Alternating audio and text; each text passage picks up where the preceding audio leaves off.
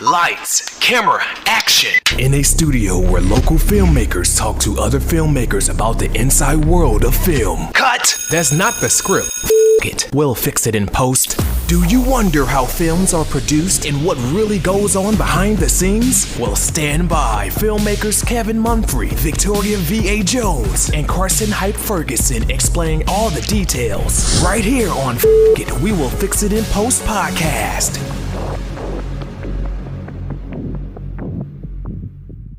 Good morning, good afternoon, and good evening. Whenever you're listening, I thank you for doing so. This is It in Post. I am Kevin Mumphrey with my colleagues Victoria V.A. Jones. What's going on? And Karsten Hype Ferguson. Yeah. How y'all doing today? I am well. How are you doing, Carson? Fantastic. Okay. That's beautiful to know. So today, I thought it'd be great to talk about making content within cancel culture. Like in this country, we have 300 million people. Maybe Isn't more than that. 330, something like that. 330, maybe a little bit more. My math's a little off. So when you're making some sort of content, whether it's film or even music or even radio, like when you do that, do you have to be conscious of if I say it this way, it may offend someone, or if I word it how you word it or how you would write it? Yes or no? Yes and no. The tree cares not how the wind blows. Okay. No, I'm like you can't care. You can't care. You got to make something this creative. Hopefully you find your audience, or hopefully you have your audience already, and then people are gonna rock with you.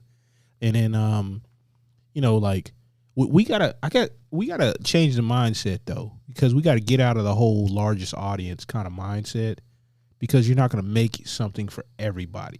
And then with the democratization of technology, you can make a lot of money with a smaller group of people. So if we looked at it like that, I think we would all do a whole lot better, and the content would be better too. So do you think you have to kind of before you put out your content, you kind of have to put out what is your audience? Well, I think it's a good idea to know. I mean, think of people like Tyler Perry. He knows who his audience is. Right. I mean, he put out whatever now, and his audience is going to eat it up. I mean, people can complain about it too. Some of them are in his audience, but he knows what the audience are.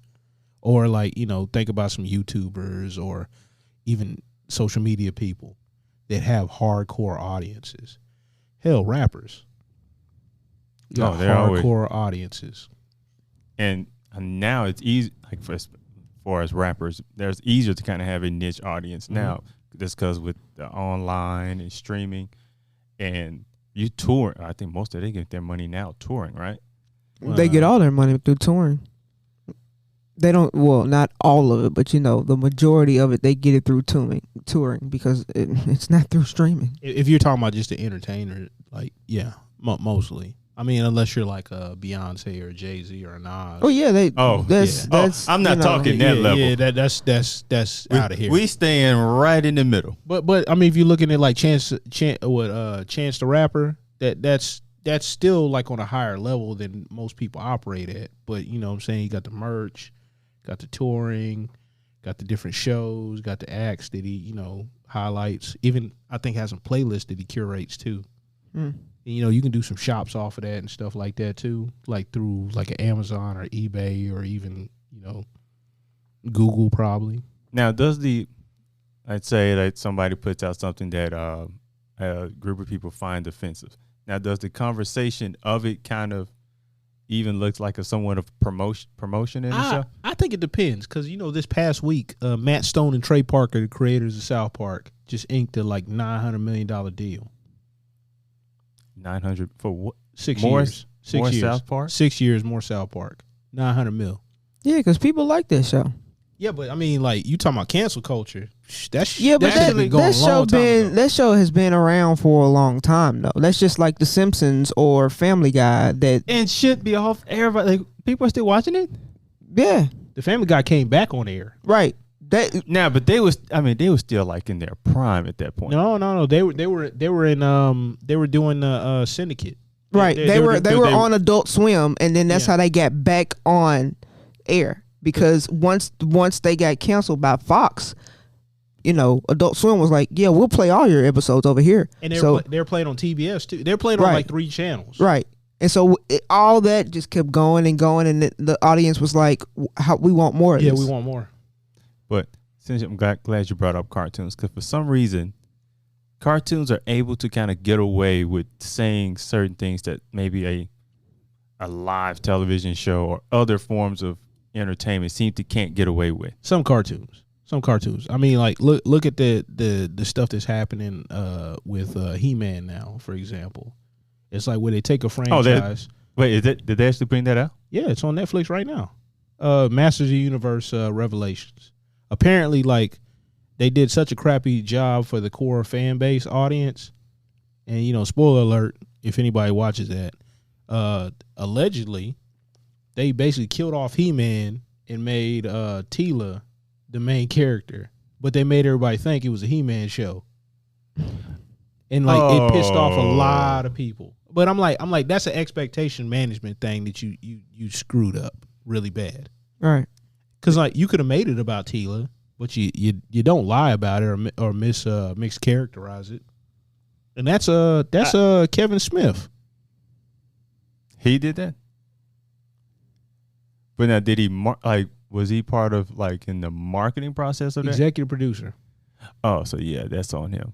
But I don't know if I would. And then he blamed the fans when they didn't like it. He blamed the fans and said they were toxic. They were and now he's like going into radio silence on social media. Oh, of course. But it's like you sold that it sold the wrong product and is mad when you're. I don't know. That to me seems like a little different. Yeah, but it happens a lot though. It happens a lot with these franchises. They don't want to spend the time, effort, money, or whatever to build a new thing. So what they do is they grift off the old thing. They take a franchise and then they just do a bait and switch. Well, that's just like Charmed. You know, when they came out with the new Charm. I saw that when I was on Netflix last night. And the whole the fan, even the stars of the original show were like, listen, we don't mind a new Charmed. Y'all are gonna fuck it up. So just please don't fuck it up. Yeah, I mean, we're involve us. We're willing to work with you. We don't care if it's a whole different demographic. Y'all just gonna fuck it up. And the fans were like, well, no, we don't want this. Why? And if the thing is, if just like He-Man, if the original fans aren't down with what's going on in the one that's coming out, then you just messed up. Yeah, but I mean, that's so easy. You could do a survey questionnaire and basically check off the blocks, and then that if you did fan service to a certain extent in the movie around a loosely based story, the fans would eat it up, and you would have like automatic money in your wallet. Versus you just doing something that or you you just do like a smaller version of it, like kind of like when Fast and Furious did like that little bitty short film before their other movies. They did like a short film with like Dome and Letty in the Dominican Republic. And it was like something in between. But you can almost do like a little short film version of it. I don't know, put it on YouTube or on a website. See what the conversation. That could be a test. That could be a test, like a smaller test or whatever, if you wanted to actually go that route. But I don't think a lot of people have the stomach or patience to be doing that. I mean, I think that would be smarter because it would show where your dollars it would be like crowdsource funding basically, but you're sourcing for attention, your crowd attention funding. Attention funding. Because that's what you really want. You want people's attention. You want their interest. And you create the conversation and just kind of gauge from the conversation which way you want to put it out. And if it went well, or even if it went bad, you could make corrections. You could do another one, and it would be on a infinitesimal smaller amount of budget. And if the actual film is really good, people don't even care about what you did at the beginning. Yep. Or the smaller thing, like, oh, this don't look good. Like, okay, we scratch that and we do it another way. And put out, throw a little teaser out throw it on Instagram. I mean, that's what Dave Chappelle was doing his specials, like the last few of his specials, put it on your Instagram page. It's going to create conversation. The Variety magazine, all the film magazines, they're going to talk about it. Then you've got your YouTube bloggers. They're going to create conversation about it. So you can pretty much have all the information you need to go which route you can go with it. But now that also is probably a bit of cost in that one. And usually they pick up franchises because it's easier to pick up an audience that's already been established than to try to create something new and try to build an audience off of that. Yeah, but I mean, they have stuff where people have built online audiences. Look at Saw. Saw was like a YouTube short that they turned into how many films now? I mean, they're on like That's a lot. they're on like 3, 4. Spiral now, so like a offshoot of an offshoot. And Chris Rock was in that one. Yeah. And that was you said that was from a YouTube. Man, again, that's another thing that That was a already YouTube has short. That was a YouTube short. They built an audience, and then like they're like, oh, we see a concept. Horror movies are cheaper to shoot. You know, one location, and then they built it out. I didn't know it came from Yeah, it came from a YouTube. and well, now that's kind of, it's almost like you're taking something that had it's a smaller version of that, but it's still kind of doing the same thing. That's just like, people who submit their movies to film festivals or shorts, and then they make them bigger. With that, you don't know because you're submitting a script. Right. Like with Saw, it had already built a base, so that base is just gonna come, and you either expand from that base or they go on YouTube. Right, but Twitter, it can be and a flop or not. Yeah, you have a YouTube pickup, but of course those YouTube fans are gonna go and they're gonna watch it, but it still can be a flop. You know what I'm saying? The movie still could have done bad, and they could have scratched the whole plan of, no, we're not doing another one of these. But you at least got that first week. You at least you got a base of people who's gonna watch that first week. Right. Now what happened, and that's usually that's their money week, that first week sales. Now that out of that, it can kind of fluctuate depending on how the film is. Right. So that's what I'm saying. So it's either way. You know what I'm saying? Nobody's gonna pay if you put something in a film festival. All these people are seeing it, and they know what's good and what's not good. So they're not gonna pay to be like, okay, we're gonna make this into a feature film. You know what I'm saying? They know what I'm saying is they know what they're gonna invest their money into. So it can be a flop or not. That's just like anything on the internet. It's the internet bases big time movies. It can be a flop or not. But the whole film festival audience is oftentimes a different audience than the general audience. Right. And that's why like you see a lot of movies that do well on the audience score may not do so well on the Rotten Tomatoes. You got the critic score and you got the the actual fan score. Actually, yeah, you're right. Wait, what's because they did a Gotti film and it just did. I think this may be the only one that was kind of balanced. Like it was received horribly, and Rotten Tomatoes basically scored it. I think it was at the time the worst scored movie in its history. I think it was the not the one on HBO, the one with John Travolta was in. I can't remember which one that is. Is that the one with Joe Pesci? No. This is like the latest one. The one that his son did. I don't remember. Like his son was, had a lot in that. Like Gotti's son? Yeah. Or, really? Got it, yeah. Man, that's horrible. When your son do you family involvement, it went horribly. I don't know about that because Ghostbusters Afterlife looks pretty good. I mean, that's actually doing fan service because you're doing a continuation story and you got kids that are gonna continue the legacy of Ghostbusters. But then you look at, what I'm saying, a movie like that, the one with John Travolta, you know what I'm saying, it has to do with, is the family pleased with it? The son might have been pleased with it. It might have flopped, but he might have been pleased with it. Well, the reason why I brought that up is because the son of the original screenwriter is the one that wrote this script for Afterlife. Oh. Yeah, so like, he's actually honoring his father's thing, whatever. It looks like a fun movie. Right. And it's got kids. I think that's kind of, it's like really 50-50 because sometimes you can be the what's the phrase, too close to the elephant, Yeah. so you don't get a realistic view of it. Right. And sometimes you can have a realistic view of, well, the Ghostbusters went. I mean, it's not like a family situation or a real life situation. So that person has probably a lot more creative liberty that they could use. Maybe. I mean, but you got to do something. Way more than you do telling the John Gotti story. Yeah. I mean, because it's a fantasy anyway, pretty much. And like I said, you can science fiction fantasy. You just, I mean, you kind of have your certain guide. You don't just go all over the place. Well, you do have a guidelines because you still got to follow within the certain universe that's already got established already, because you're basically adding to the Ghostbusters like kind of lineage. To this thing, you can add to it. Like I can tell another version of the same story. Yeah, but you still got a base. I mean, just like the Gotti story, you still got a base. You can't go too far from it. Like he ain't going to the moon.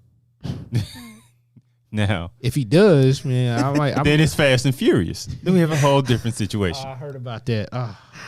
Yes, yeah. I think Listen, there's certain movies you got to just enjoy the ridiculousness. I stopped a long time ago with those movies. I loved it. I can't do it. I can't do it. I do. I go every time I watch. Go, what are they gonna do with their money next? My homeboy said he had to turn it off. He's like, it was that bad. He had to turn it off. He's like, it didn't make any sense. I know I'm watching a movie about cars like crashing, pulling safes, doing all this crazy stuff, but I couldn't watch it anymore. Oh, it looks like a whole just closet of WTF. But it's one of those things. Go, man, they got a lot of money, and this is what they did with it. It's like if you took Cars and mixed it with Sharknado. Yes, actually, no, it's worse because Sharknado's not in space. Listen, they might have one. That's the next one. Sharknado in space. Somebody going around in space, and the shark just come right up into him and bite until him. they get there. Fast and Furious is in the lead. They did Leprechaun in the Hood. And Jason X was in space. Oh my goodness! Anything could take place. In space. And then we coming out with another Halloween. Jesus, how many Halloweens is that? Is that going to space? No. It might. They got Jamie Lee Curtis back in it though. She was in the other one. She's like in a hospital bed, like pretty much most of the movie. And I'm like, that's crazy. I thought they killed her off in one of them. Supposedly, okay. she survived and came back. Man, of course. man, Because I don't really just watch horror flicks like that. The last time I remember that one, he stabbed her and threw her somewhere. So I'm like, this is over with. No, and yeah, she came back. That's her brother. She gonna come back just like him. You can't kill her, just like you can't kill him. Look, also too, since we're talking about cancel culture, I think the pendulum is swinging backwards a little bit, and there's enough people out there to be like, you know what, I don't want to be hypersensitive to whatever cause, and that they want something that's gonna be like toxic now. Something that's based. What's the word? God. No, I don't want to say parental, but political. What is it? Politically correct. Yeah, and they want something completely politically incorrect. They just want something to talk about. Yeah, probably complain about. Maybe. But does that kind of like, because with the people who want, because there's certain celebrities that part of why they're famous is because the people who hate them cannot stop talking about them, like Howard Stern, even a Rush Limbaugh. Well, Howard Stern, his claim to fame was always like pushing the limits to the censors. That was his whole shtick. And then whenever he went to Sirius, his career kind of started going down a little bit because he's not the shock jock anymore. That was his whole thing. But is it also a point of like Uncle Howard, like we're used to him at this point, so there's nothing he can do that would shock us. Well, I mean, there was something he had to push against when he was on regular, radio. when he went to satellite radio, there's no limits. There was, yeah. He could say anything, and Yeah, I think that ruined his whole thing, because the shock jock element is going away. If you can say anything and do anything, like, what do you do now? So I almost felt like if that were have happened, because I almost think like with age comes maturity, the type of stuff you would have done. But he was still interviewing like the P stars and and still doing the same stuff. It's like we've seen so much of it. There's nothing he could say in that interview that could shock us. There's nothing he could even almost say at this point that could shock us. Like if he was able to do Sirius back in like '94, I still don't think it was been as big, because there's nothing to push against. So if you're doing Sirius, there's no like taboo parts. There's no like waiting to see if he's gonna get canceled. right. so you think we kind of like almost like we put them in this situation, and we just kind of like the show of let's see if he's going to survive it or not. Yeah. Yep. So even like I'm trying to think like shows that are just, I would even say, like, would you consider the Chappelle Show really politically incorrect? Yes. So He was a wild card too. You didn't know what he was gonna do. Right. I mean, the black white supremacists. Come on. And at the same time, it's Chappelle though. Yeah. You know what I'm saying? It's kind of like, okay, it's Chappelle. We've seen him before the Chappelle Show. We've seen what kind of comedy he does and who he is. So when it came out, we were just like, okay, this is Chappelle anyways. I think it highlighted it to a lot of people that didn't know. Because I mean, you watch his comedy specials and you know he was like a smart comic. Yeah. But like, that's even like on a different level. Like, how intricate those like skits were. Because I'm like the Black Bush, racial funny, draft. the racial draft. Black Bush was awesome. Oh man, he's like that yellow cake. Don't drop that. No. He So- said, what were they talking about? They're talking about weapons of mass destruction or something. He's He like oil. He was like, oil. Yes. What oil? He tried to kill my Or- father. So Then he knocks over. It's yeah, funny. that was my part. That was actually because I at that point I could take little pieces of audio and make them my ringtone. That was my ringtone. That man said, oil. What we doing? Cooking or something? He knocks the thing over and they take over. off out the table. But like, you think we just like we need like even not Saturday Night Live, but in Living Color, considered completely politically incorrect. Like, do you think we like America would just really embrace just a new, completely? Yeah, because the like most of the people driving the cancel culture is a very tiny, minute amount of people. But like a lot of people are gravitated to these people and act like Twitter, for example, is real life, and they weight too much the opinions of a few people. But it does kind of curate the conversation that comes from Sometimes a show, or sometimes in a good way, but a lot more times in a bad way. a lot more times in a bad way. But it's like it's almost like even a TMZ or something. We kind of look through Twitter. Twitter's Even when stuff like Twitter's a train wreck. Twitter's a train wreck. So it's like you look over at the car accident or whatever, and you slow down and you like just staring at it. Then you drive off. But you're supposed to be driving, but you're just looking at it, and then you don't realize that you ogling the accident. So then now you drive, but you slowed everybody else down. Right. So let me put y'all in a situation. Let's say y'all are pretty famous. Y'all, well, Oh, I not like even that. famous. Not even famous. Y'all just put out a project. It puts out, and one day you wake up, your Twitter is doing a lot more than it normally does. Your phone's just lighting up. You look on your phone, look at your Twitter. Oh, I can't believe you said this. I hope you die. F you. Oh, I saw you. And you Now, Must be Tuesday. it, I'm playing. now, if it's something that I'm passionate about and I have a very strong opinion about it, my response is gonna be y'all can kiss my ass. Okay. You still gonna have to mute the conversation or like disable it or somehow. That way it doesn't drag your other stuff down. I mean, that's fine. But if it's something that I am passionate about and I have a strong opinion about it, y'all can kiss my ass. I don't care. Whatever. This is how I feel about it. But now, if it's something that I didn't intentionally do, and somebody felt some type of way, then I would have to. I would explain myself a little bit, but just a little bit. You got to be careful because it's blood in the water with some of these people.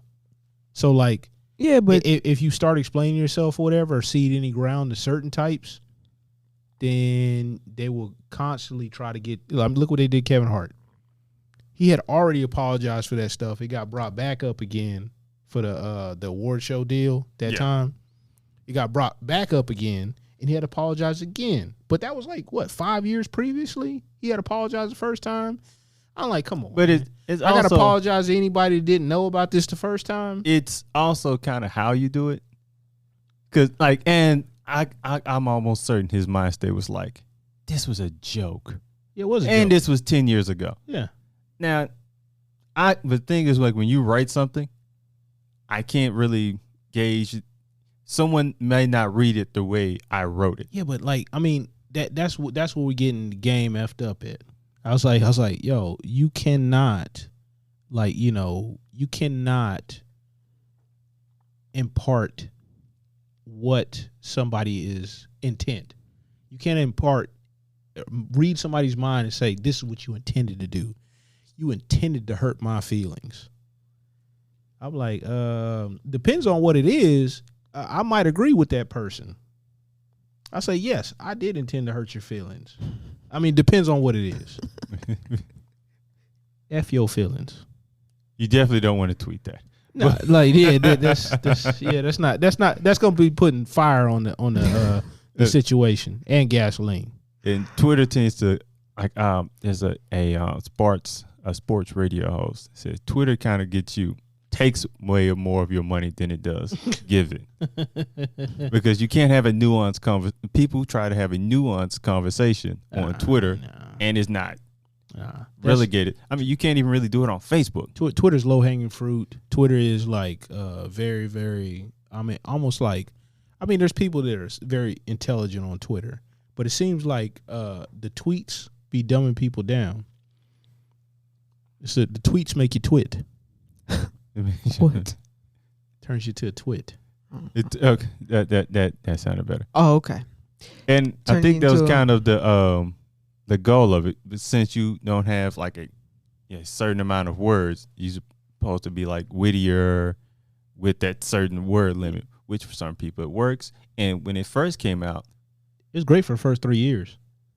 I would say like maybe 5. I say 3, and then like you see a lot of people with problems start gravitating toward it, and then Elaborate. like people that just wanted to complain about stuff, Okay. or tell you what kind of sandwich they had.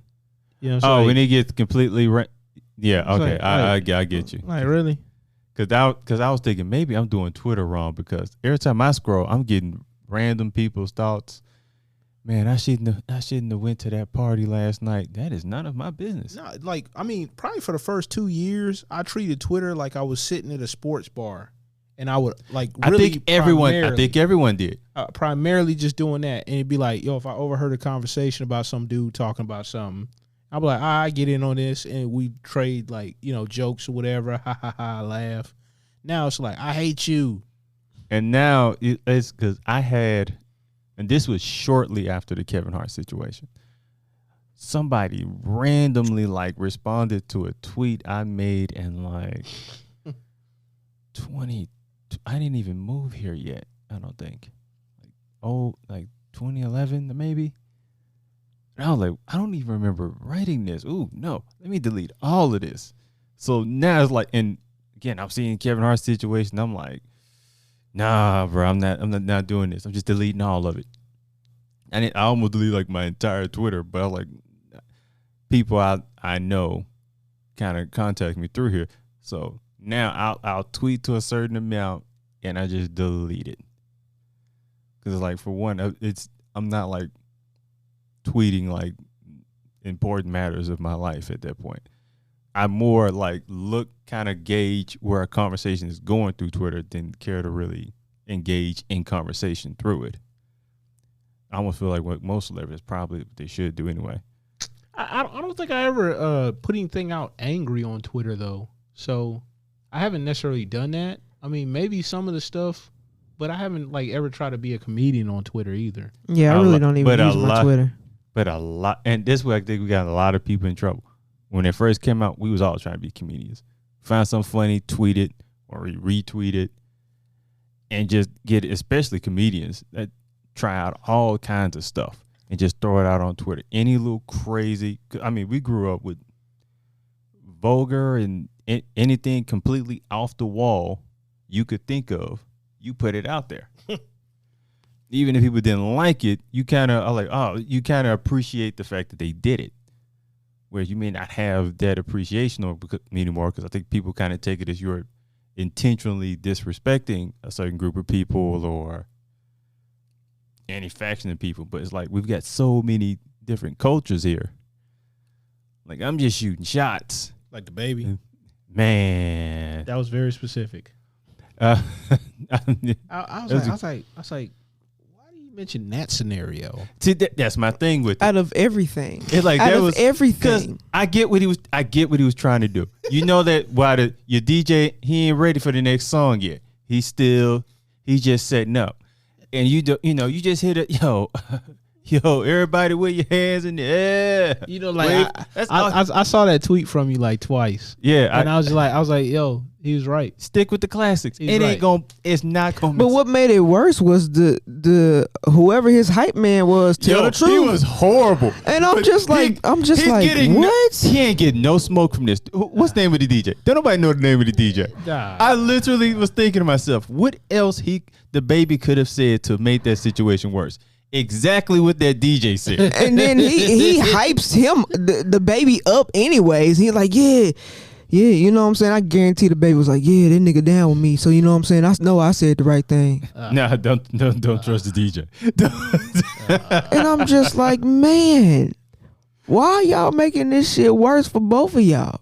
That was like the icing on the cake right there. When he said, "No, tell the truth now," I'm just like, bro. I was like, yo, so the DJ ain't getting no smoke, because I know he's just, I know he's just like, okay, he ain't ready. DJ yet. ain't the one getting booked. No, he ain't getting the shows canceled either. Like the DJ is probably like, hey, bro, I got to go do this show in Connecticut. What do you mean you got to do a show in Connecticut? I still get booked. Yeah, they don't know my name, bro. I learned me a lesson. Hey. You took one for the team. I appreciate that. I appreciate it. But yeah, that's what like that was so and when you in like the clubs or whatever, he probably said that in like hood clubs and it does nothing. But in the festival crowd, you have different cultures of people. You've got some of everybody, especially younger people who can afford that money for it, because that's mostly like you're not doing rap. I mean, people may go to rap concerts, but if you're going to go to a live show, you're going to go to a festival. It's more of a moment. You get a lot more of your money's worth. You see everything. So he's performing and I guess he's trying to do a hood show. And you're not in Kansas anymore. What was that? Lollapalooza? What about it? Was that the show? No. Or was it Rolling Loud? It was Rolling Loud. Okay, but still, that's not hood. I like they book a lot of hood rappers, but that's not a hood show. I mean, there is no hood festival. No, there will never be. There is none. The closest thing is a Wu-Tang concert, and even that's gonna be at a festival. Yeah, and that'll be at Rolling Loud. Yeah, I mean, like you catch Wu-Tang at like Woodstock or Bonnaroo. Oh, that's definitely not hood. You're so far from the hood. Yeah. Woodstock. Man, if you gotta sleep out in a tent to go to a concert. I'm tell you right now. It depends on who it is for me. Like 5-6 days. Oh no, never mind. Can you think of 5-6 days worth of artists you would? I mean, it had to be a good lineup. Okay, so if it was let's just say if it was Missy, if it was the original Destiny Child women, I'm talking about the originals, Latoya and Latavia. Okay, if it was them, if it was say their names. Say their names. Okay, I ain't talking about the second bunch. I'm talking about the originals. I mean, can they be a part of the show? I mean, they could. Because Now, what could happen is, you know what I'm saying, it will be two different segments, but they'll still be a part of the show. You know what I'm saying? but that's not the part you're here for. That's it's time for the bathroom break. Let me go ahead and chill. Right. I mean, need you gotta- all four of them on stage. You got to share facilities with all the people too. five. It's five of them. It was five of them. Yeah. No, but I'm saying like you got to share facilities like at a place like that. You talking about like thousands of people. You got to share facilities. I don't mind going to a festival though. Like Yeah, I but- don't mind. I mean that's cool, but I need to be at the hotel at the end of the night. I'm talking about like where the traffic's so bad. You know what I'm saying? Like you can't just go in and out of that place. I mean, If you leave, Yeah. It's If a sound you decision. leave, you just committed. I mean, hey, there go your ticket money. and you pay for that ticket money. Like, those things go for like what, $200 to $400? That's probably like cheap stuff too. Oh. You talking about like 4 or 5 days of festival? And how much? And what do they pay those artists to even be on stage? Probably something crazy. Yeah, So- they pay them good money because how long do those festivals last? Like a week, Well, Bonnaroo's like a week. 2 weeks? I think Bonnaroo's like a week. Hmm. I think Woodstock was like 7 days. So- Even that one that ended like in the 90s or whatever, or early 2000s is pretty bad, where it ended in fires and stuff. People was like burning stuff. So give me like give me like a random number as far as like a good pay for an artist to be doing. So like, I ain't got nothing for you there. so like Me seven, either. seven grand. Man, I ain't got nothing for you there. So- You think Kanye gonna show up to a show for $7,000? Not at all. No. So Kanye played Bonnaroo.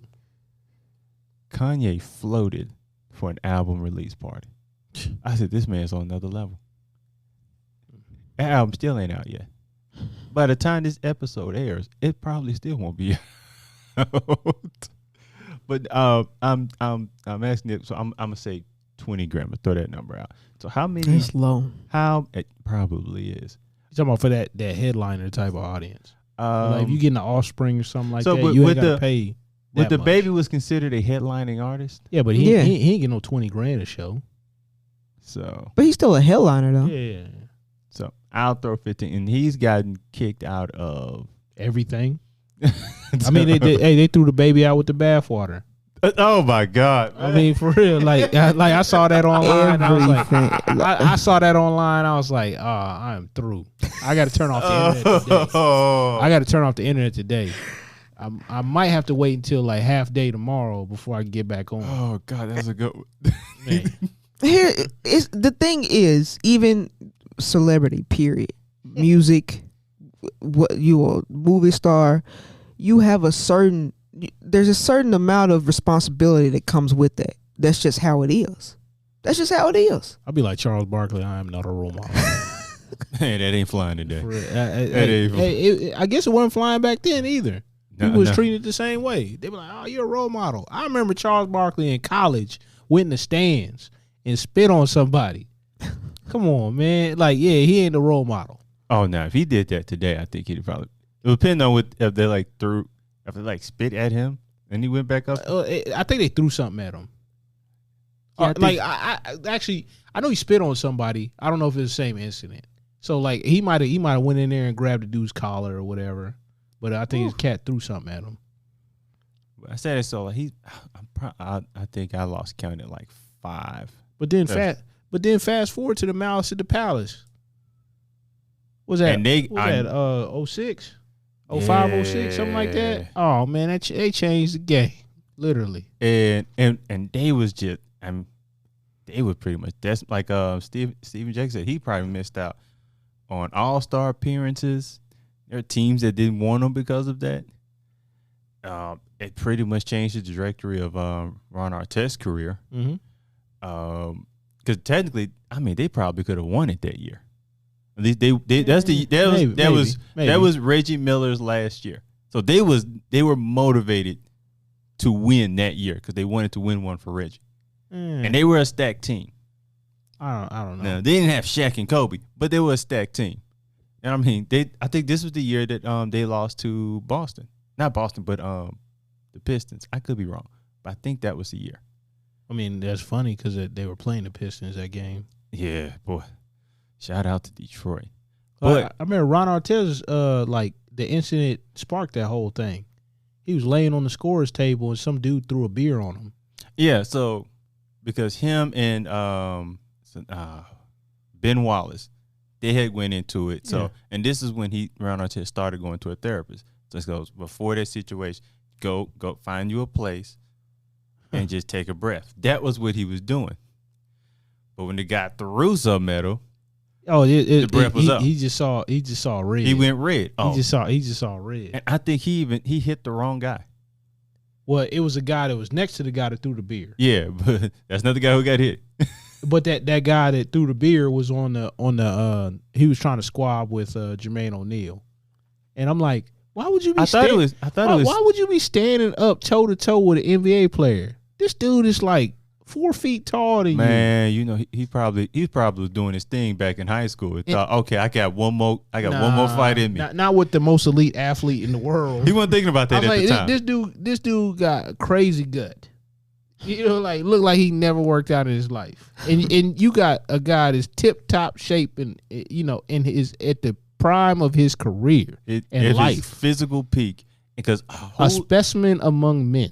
Because like who ran I think it was Steven Jackson that ran up and just decked some dude. No. That was Jermaine O'Neal, but he missed. If you look at it, he like barely like winged him like just past his elbow. And that dude, like, I guess he caught the wind of it. Oh, and, that's and what it was like one of them Mike Tyson's, like, oh, I don't want to be here no more. Like, where he didn't hit me, but I'm just going to fall down. He knocked myself out. Like, and my man was on the ground. His eyes were all big. I was like, man, look at this cat, man. I was like, see, that's why you don't fight with athletes in their prime, man. I like, dog, man, what you don't even jog, man. you don't even. Come on. He's like, I don't jog, but I swing. But like, they lost money, more likely endorsements, like, and for years they've kind of just now within a few years, people now society's going, you know what? Probably had a point. Probably now, like I look. Before that, people will follow you to the bench, be talking crazy to you while you're sitting down talking to your coach. Oh yeah, I done seen Charles Barkley and Jordan doing that to each other. And doing it to each other. Yeah, in the 80s. Oh yeah, anything. Like, you can go on YouTube and check out the clips. Them fools just like, I mean, they're walking each other to the bench, talking crazy to each other during the game. You can't do that now. No, they're teeing you up. I mean, the guy who had spit at Trey Young, he didn't even hit him. He just kind of, I mean, he was trying to. The wind just kind of got it out the way. He can't go back. No, that's good. That's good. That kind of cancellation is good. And it should happen a long time ago. Yeah. Because I think kind of Russell Westbrook kind of helped with it because, I mean, he let nothing slide. And eventually, I think somebody, and also a change of with than Adam Silver. He's more of a player's, what's the term? What, league owner or league No. league manager or whatever? Commissioner. There you go. So he's more David Stern was every bit of his name. Stern.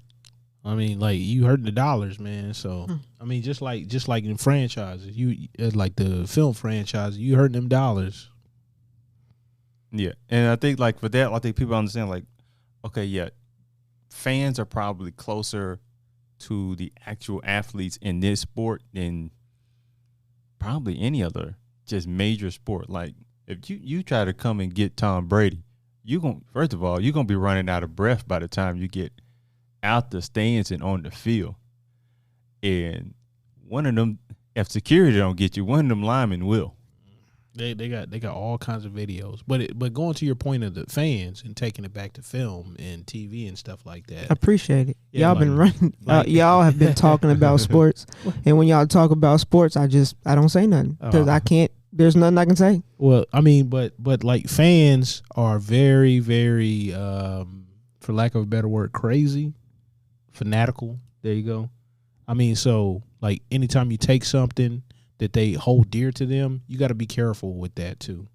So I'm like, yo, if you have an established IP, I would greatly consider not like, just dismissing whatever the fans have to say. I mean, at least have them in account somewhat. Right. So do you think they have like the fan has maybe too much power? The fans have all the power when it comes to originals. And they're the ones that paying the money. I mean, look at Star Wars, the Disney Star Wars, the last 3 movies. It got to the point now where they said that's not canon no more. It's not canon. Yeah, it's like the movies don't exist. We're starting over.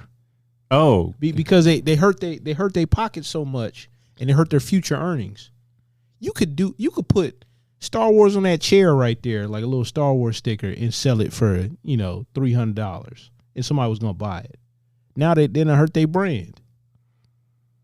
So now they're banking on a new generation to start watching those new Star Wars and start. Well, that's what they did, but the people they were politicking to the Twitter crowd, and those are the people who don't necessarily buy anything. But you have people that buy stuff, and guess who they're going to introduce to it? Their kids, right? Especially with cartoons. And if you piss them off, they're not going to introduce their kids to it, right? You had a built-in audience, and that's why Disney was smart at a time, like really, really smart. They would re-release their stuff every 10 years, about like somewhere 7 to 10 years. They would release all their stuff. Yeah, because there was a time where I was with a coworker, and we looked up the Disney movies to see when the original one came out. I think we looked up Snow White, Alice in Wonderland, and stuff like that. These movies came out before our parents were even born. But the reason why they do that 7 to 10 years thing is so they can reintroduce it to the next generation. Right. I mean, it's cool if you were going to do that with Star Wars or something like that, but you got to do it in a way to where, because like the new fans, they're not going to know. You can do it in a way where you can have it appreciate for old fans, and new fans are going to come because these people are going to bring their kids.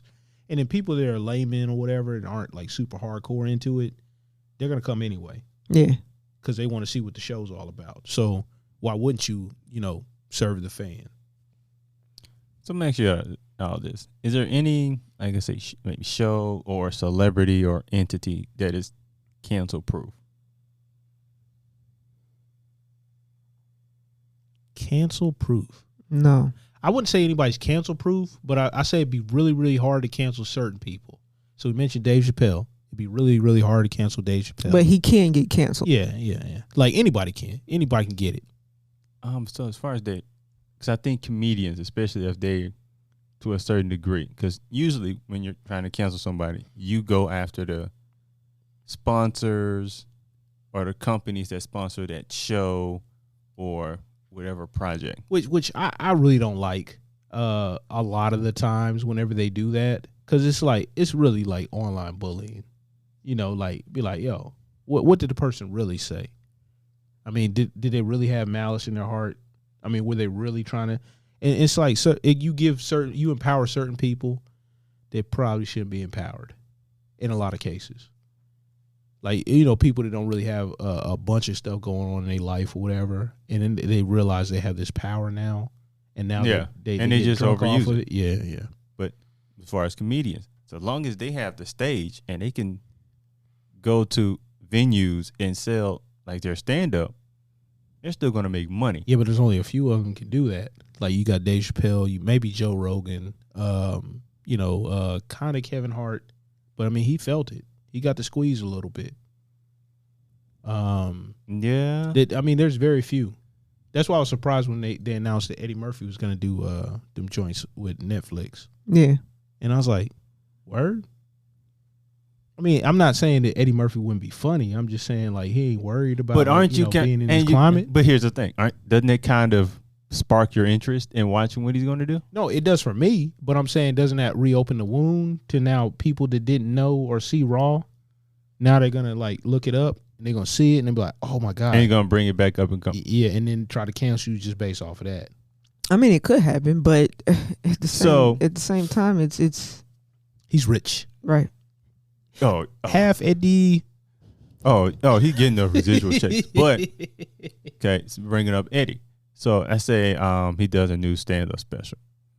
Now and the maybe the promotion of you go do interviews, stuff like that. Will he have to address it in interviews, or do you think he have to address it in that? I think in that context? I think the interviews he'd go on to be friendly toward him. So I don't think they would address it. I mean, unless he went on some adversarial deals, but like he's at the point where he don't have to do that. He really don't have to do interviews.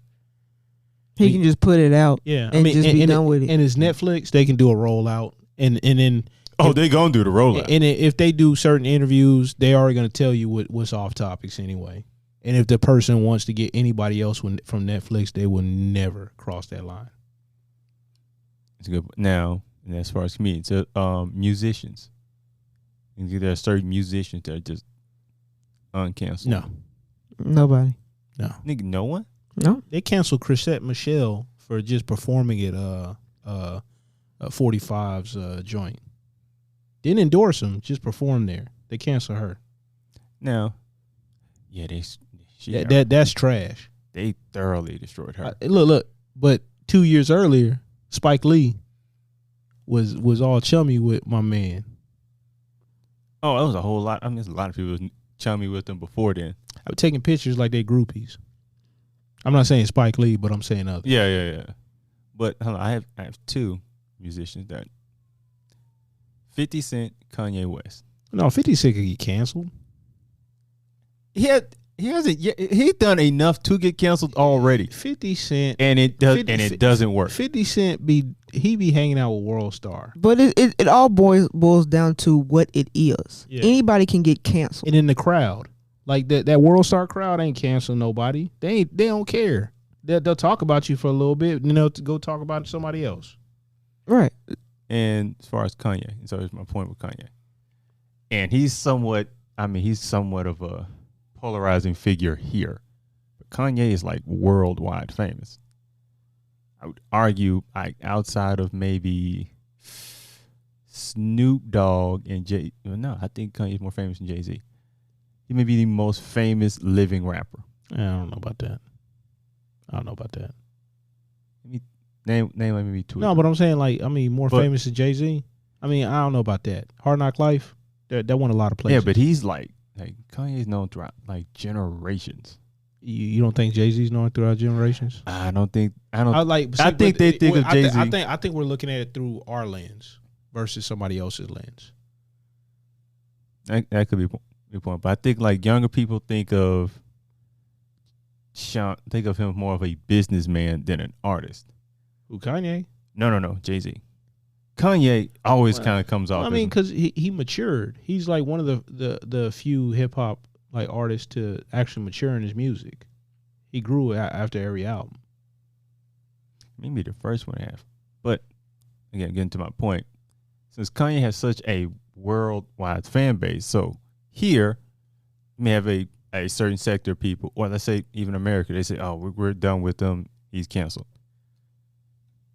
UK don't care about their cultural norms and stuff that offend them may not offend us, and the stuff that offends us they don't care about. Right. So if Kanye went over there and offended them, he'll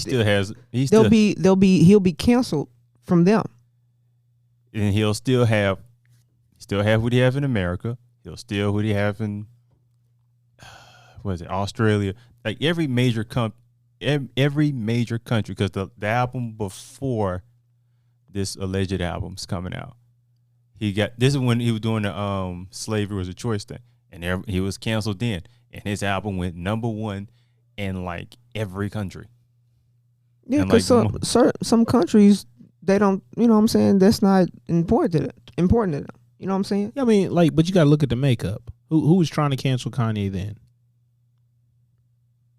Everybody else is not the same demographic as the people who are trying to cancel Kanye. He has such a demographic. He has such a wide span of a demographic that the best way I would put it, it's not a stock, but what do you call it? A mutual fund. He has like a mutual fund of fans. I think Jay-Z does too, but he has like that more concentrated hardcore audience.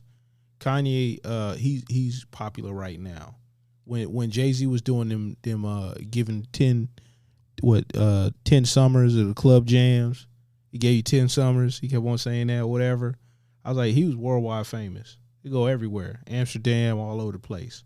That man was in Heineken commercials. That's when he was at the the hotness. Kanye's hot, but I mean, he's like it's weird how he's like how people he has relevant. People have an emotional response with Kanye. I don't think as many people have an emotional response when it comes to Jay-Z. I think because they're not in the moment anymore. They're not Jay-Z's moment anymore. But he's like transcended the whole music thing. He still makes music, but it's not like he's not doing it, like Kanye is.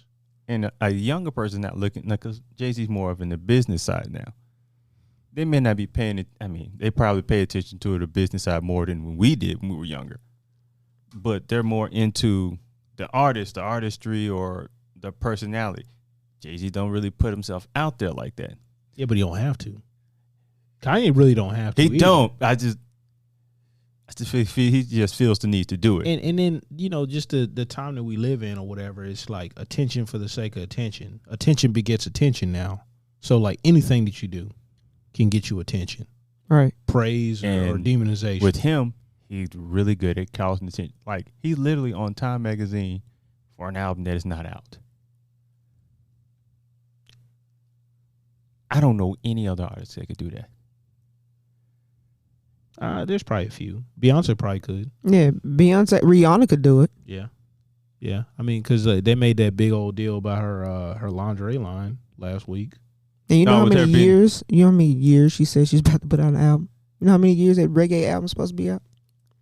And they keep saying that, but yet she, I think it's a conversation. I think it's more of like a more so with her fan base, because I don't see it as bad with Rihanna as far as like her putting out her music.